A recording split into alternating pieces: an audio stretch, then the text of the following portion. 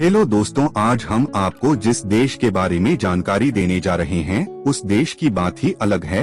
एक ऐसा देश जहां के लोग हैं बड़े ही जोशीले। इस देश में एक ऐसा फूल है जो है 7 किलो का। अगर इसे ज्वालामुखी का देश भी कहे तो कुछ गलत नहीं होगा। एक ऐसा देश जहां सबसे ज्यादा मुसलमानों की पॉपुलेशन है। यहाँ कई सारे आइलैंड भी है जहां बहुत सारे हिंदुओं की संख्या भी है। इस देश में है सबसे बड़ी सोने की खान। इस देश में एक ऐसा जानवर है जिसकी पोटी से बनाई जाती है वर्ल्ड फेमस कॉफी, जो कि सबसे महंगी कॉफी में से एक है। इस देश के खाने में इतना स्वाद होता है कि आप अपनी उंगलियां चाटते रह जाओगे। जी दोस्तों, आज हम बात कर रहे हैं सबसे खूबसूरत देश इंडोनेशिया के बारे में। सबसे पहले आपको बता दे, इंडोनेशिया का पूरा नाम रिपब्लिक ऑफ इंडोनेशिया है और पॉपुलेशन के मामले में ये दुनिया का चौथा सबसे बड़ा देश है। यहाँ पर 57% लोग शहर में रहते हैं, 43% लोग गाँव में रहना पसंद करते हैं। देश की औसतन उम्र है 30 साल, यानी कि ये एक युवा देश है।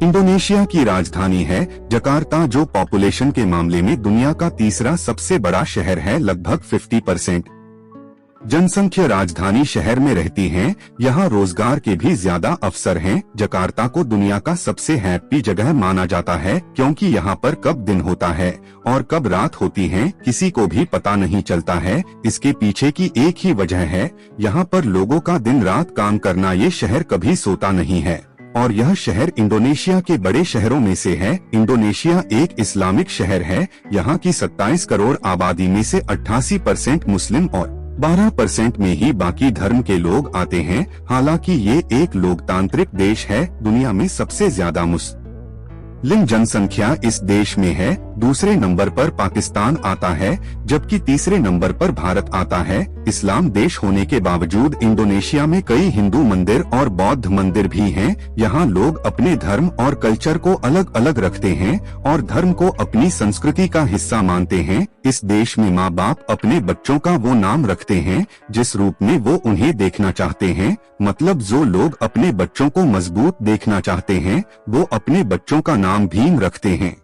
आपको बता दें, इस देश में कुल मिला के 700 से भी ज्यादा भाषा बोली जाती हैं। इंडोनेशिया की ऑफिशियल भाषा को भाषा इंडोनेशिया कहते हैं। उनकी भाषा पर संस्कृत का काफी प्रभाव देखा जाता है। इंडोनेशिया और भारत संस्कृति रूप से एक दूसरे के बहुत करीब है। इंडोनेशिया सबसे ज्यादा मुस्लिम आबादी वाला देश है। यहाँ हिंदू आबादी 2% से भी कम है, लेकिन यहाँ की हर चीज पर हिंदू संस्कृति की छाप देखने को मिलती है। इंडोनेशिया में हिंदू देवी देवताओं की पूजा होती ही है। इसके अलावा भाषा का भी यहाँ प्रभाव दिखता है। कई लोगों को हैरानी होती है कि इंडोनेशिया में जगहों और लोगों के नाम संस्कृत में रखे गए हैं। यहाँ कई मुस्लिम लोगों के नाम भी हिंदू वाले होते हैं, जैसे कि दिव्या, प्रिया, विष्णु। भले ही इंडोनेशिया एक मुस्लिम देश है, लेकिन यहाँ पर महिलाओं का एक लोकतांत्रिक रुख है। यहाँ महिलाओं को उसके चेहरे को कवर करने की आवश्यकता नहीं है, लेकिन उसके सर पे ओढ़नी पर्याप्त है। उसके अलावा यहाँ महिलाओं को कहीं पे भी घूमने की स्वतंत्रता प्राप्त है। वो बिजनेस कर सकती हैं और हाई पब्लिक पोजीशन में भी रह सकती हैं। इंडोनेशिया की लड़कियों को दुनिया की सबसे शर्मीली लड़कियों में से एक माना जाता है। यहाँ की लड़कियाँ जनरली किसी से बात नहीं करती है, वह अपने काम से काम रखती हैं और चुपचाप ऑफिस से घर या कॉलेज से घर आती हैं। आपको जान के हैरानी होगी कि इंडोनेशिया में सिर्फ खूबसूरत लड़कियों को ही मिलती हैं। पुलिस की नौकरी महिलाओं की पुलिस में भर्ती होने के लिए एक खास तरह का वर्जिनिटी टेस्ट पास करना होता है। जज उस दौरान उन लड़कियों का चयन करते जो बहुत ही ज्यादा खूबसूरत होती हैं। इंडोनेशिया की मॉडर्न पुलिस फोर्स वहां की आजादी के बाद 1946 से बनी थी। लगभग 20 साल बाद 1966 में मिलिट्री को अधीन कर दिया गया। आपको बता दें कि इंडोनेशिया में इस समय भी लगभग 400 से भी ज्यादा एक्टिव वोल्केनोस है। ये चौंकाने वाली बात है कि एक देश में 400 से भी ज्यादा ज्वालामुखी है।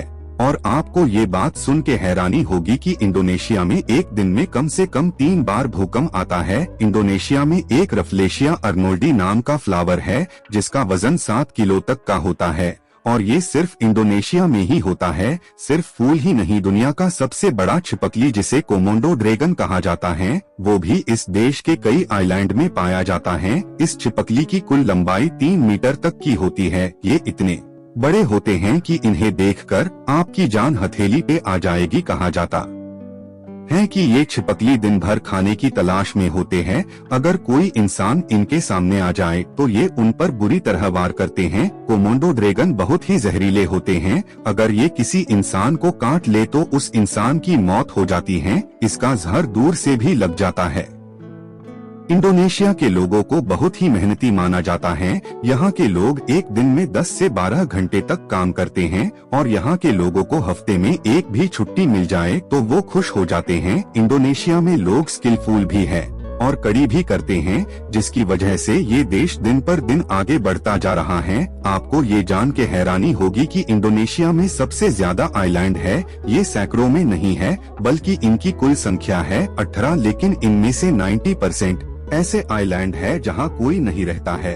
और यहाँ तक कि इस देश में कुछ ऐसे भी आइलैंड है जहां आज तक के कोई इंसान नहीं पहुंच पाया है। लोगों का मानना है कि इस देश के कई सारे आइलैंड में से नेगेटिव वाइब आती है, यानी कि ये भूत प्रेत से भरे हुए हैं और इसीलिए यहाँ कोई जाता ही नहीं है। हालांकि इस बात में कितनी सच्चाई है ये किसी को नहीं मालूम। इंडोनेशिया के लोगों का मेन सोर्स है मछली पकड़ना और नारियल का एक्सपोर्ट करना। ये काम यहाँ पर बड़े पैमाने में किया जाता है। यहाँ पर आपको हर दूसरा इंसान फिशिंग बिजनेस या नारियल निर्यात के काम में लगा रहता। सबसे ज्यादा इंडोनेशिया से ही फिश का एक्सपोर्ट नॉर्थ अमेरिका में किया जाता है।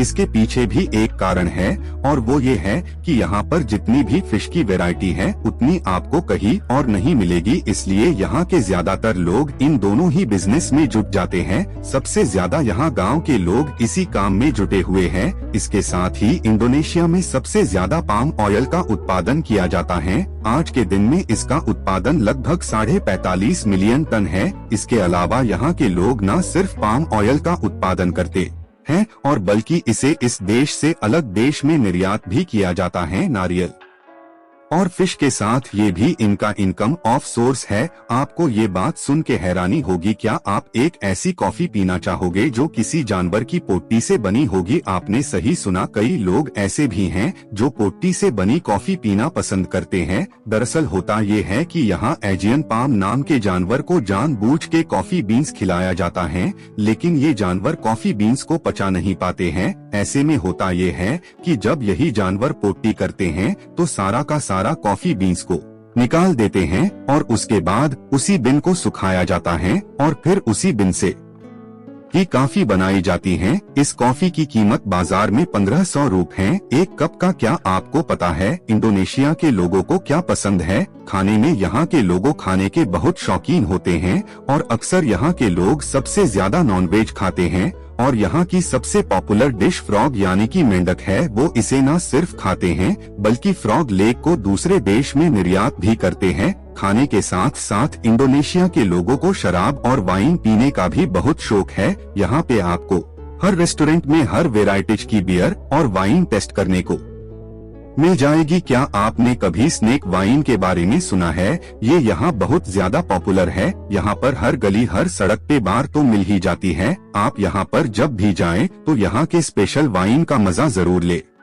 इंडोनेशिया के लोग आपको हर समय जोश में ही नजर आएंगे। यहाँ के लोग हर बात पे एक्साइटेड रहते हैं, किसी काम को लेकर या किसी नई चीज को लेकर। दरअसल यहाँ की औसत उम्र बहुत कम है, इसलिए यहाँ के लोग जी भर के मस्ती करते हैं और काफी जोशीले होते हैं। इंडोनेशिया में घूमने के लिए बहुत सी ऐसी जगह है जहाँ पे जाके आप अपना बेहतरीन समय बिता सकते हैं। चलिए आपको है किस तरह से यहाँ के लोग टूरिस्ट को बढ़ावा दे रहे हैं। इसमें कोई शक नहीं कि इस देश के पास टूरिस्ट के लोग एक से एक टूरिस्ट स्पॉट्स है। यहाँ पे जो भी लोग टूरिस्ट डिपार्ट से जुड़े हुए हैं वो कभी भी किसी टूरिस्ट के साथ बुरा बर्ताव नहीं करते हैं और इस बात को मान के यहाँ के सब लोग टूरिस्ट से बड़े अच्छे से बर्ताव करते हैं ताकि इस देश में जो कोई भी आया हो उसे किसी भी बात की कोई तकलीफ ना हो। इस बात का खास ख्याल रखते हैं। इसी वजह से ये आज टूरिज्म सेक्टर में ये इतना नाम कमा रहा है। दोस्तों, इंडोनेशिया के बारे में सबसे अच्छी बात यह है